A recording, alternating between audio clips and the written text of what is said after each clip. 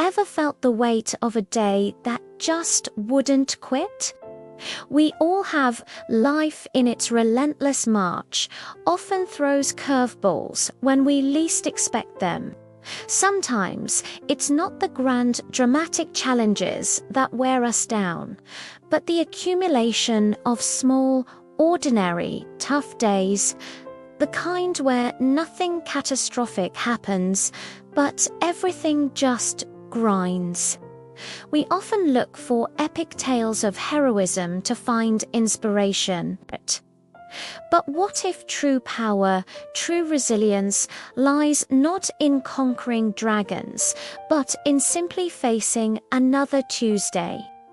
What if the most profound strength is found in the quiet, unyielding spirit of ordinary people, navigating their ordinary tough days one step at a time? This is a story about that kind of strength. Meet Ilara. She's a graphic designer living in the heart of a city that never truly sleeps.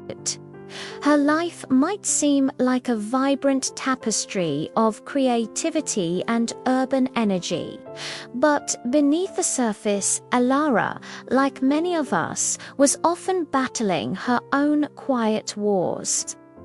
One particular Tuesday began with a jarring silence. Her alarm, usually a reliable sentinel, had betrayed her. She jolted awake, heart pounding, 20 minutes behind schedule. A frantic rush ensued. In her haste, a fresh cup of coffee, her morning ritual and lifeline, tumbled from her grasp, splattering across her pristine white shirt. "Great," she muttered, a sigh escaping her lips. As she surveyed the brown stain, a harbinger of the day to come. The commute was a symphony of blaring horns and stalled traffic, each minute ticking by, amplifying her anxiety. She arrived at the office already feeling defeated. The day barely begun. Her inbox was a digital avalanche. The first email was from her most demanding client, with a subject line that read, "Urgent revisions, major project." The feedback was extensive, requiring a complete overhaul of a design she had poured weeks into. Her boss, Mr. Harrison, called her into his office. "Ilara," he began, his voice even, "the client isn't entirely happy. We need this by end of day. Can you manage?" Ilara swallowed, her throat suddenly dry.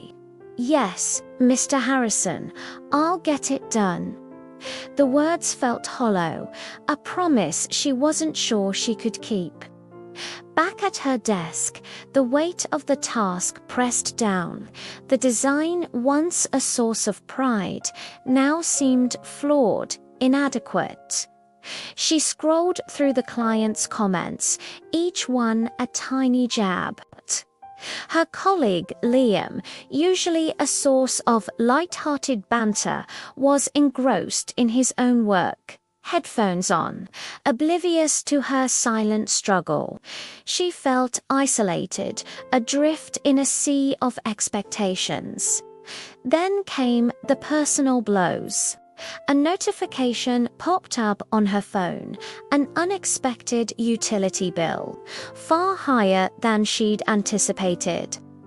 Just as she was trying to process that, a text from her best friend Maya arrived. "So sorry, Ilara, can't make dinner tonight." Something came up. Ilara had been looking forward to that dinner. All week, a small beacon of normalcy in her chaotic schedule. The cancellation felt like the final straw, a tiny crack in her already fragile composure. A wave of exhaustion washed over her, a profound weariness that went beyond physical fatigue.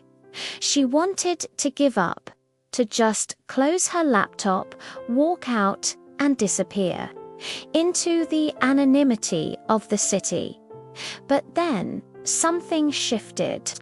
It wasn't a sudden burst of inspiration or a dramatic intervention.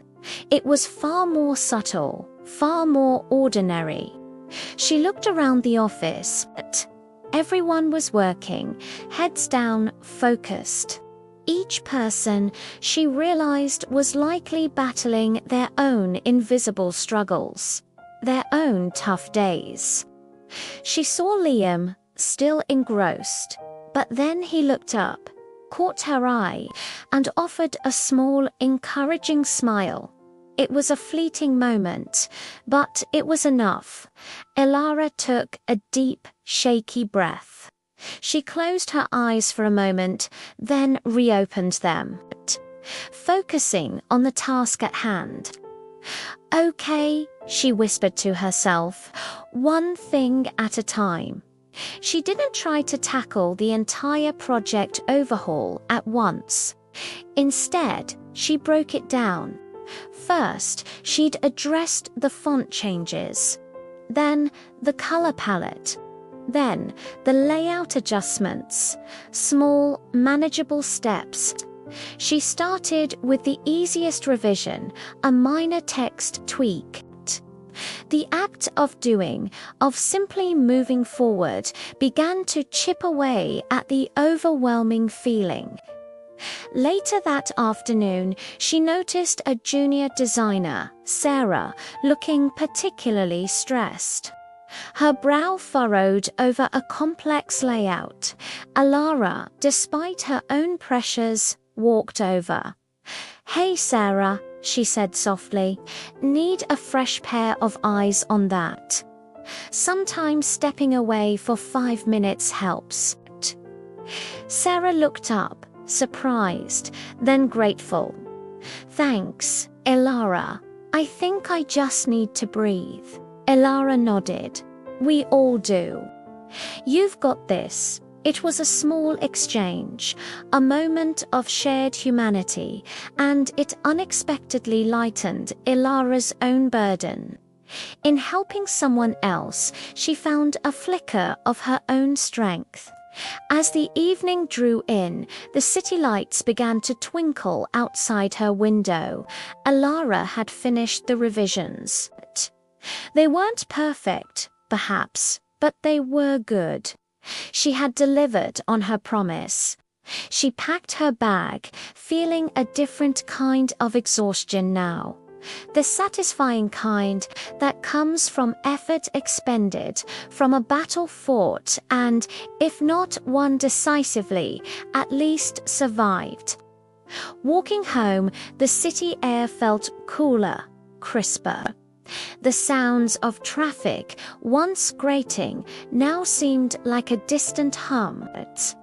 She thought about her day, the spilled coffee, the traffic, the demanding client, the cancelled dinner, each one a small obstacle, a tiny erosion of her spirit. Yet she had navigated them. She hadn't performed any heroic feats. She hadn't had a sudden epiphany that solved all her problems. She had simply shown up. She had taken one step, then another. She had focused on the next right thing. And in that quiet, ordinary perseverance, she found a profound truth. The power to face tough days isn't always about grand gestures or extraordinary strength. It's about the quiet courage to keep going. When you want to stop, it's about finding resilience in the mundane, in the small acts of self-discipline, in the brief moments of connection, in the simple decision to not give up. It's about understanding that simply getting through with grace and grit is a victory in itself. So, the next time you face a day that just won't quit, Remember, Ilara, remember that the power exists not in some distant ideal, but right there in your own ordinary way of facing tough days. And that, in itself, is truly inspirational.